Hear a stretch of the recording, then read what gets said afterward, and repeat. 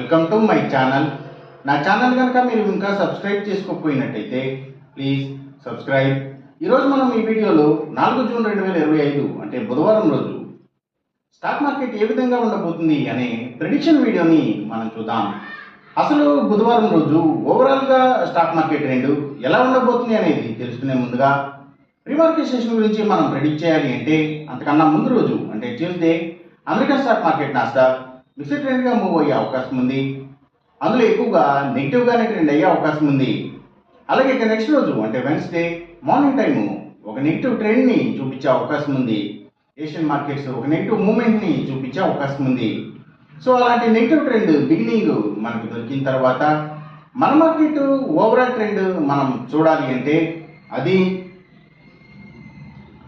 Mixed ట్రెండ్గా move అయ్యే అవకాశం ఉంది.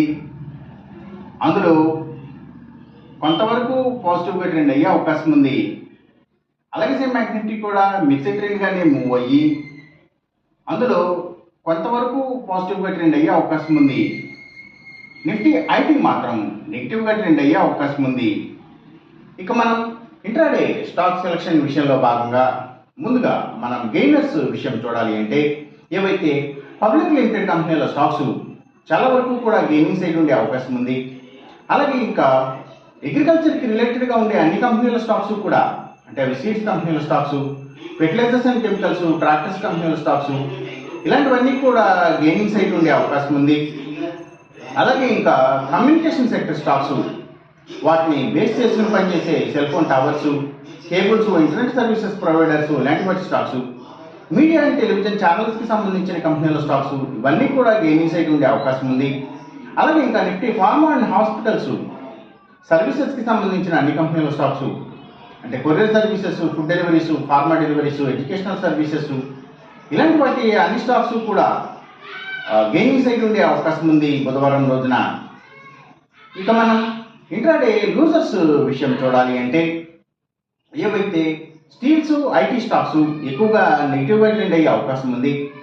అలాగే ఇంకా సిగరెట్ కంపెనీల స్టాక్స్, స్పిరిట్స్ అండ్ బ్రూవరీస్కి సంబంధించిన కంపెనీల స్టాక్స్ కూడా నెగిటివ్గానే ట్రెండ్ అయ్యే అవకాశం ఉంది. ఇంకా లగ్జరీ హోటల్స్, డైమండ్స్, ఫ్యాషన్స్ ఇలాంటి వాటికి సంబంధించిన కంపెనీల స్టాక్స్, సినిమాల థియేటర్ల కంపెనీల స్టాక్స్ కూడా ఎక్కువగా నెగిటివ్గా ట్రెండ్ అయ్యే అవకాశం ఉంది.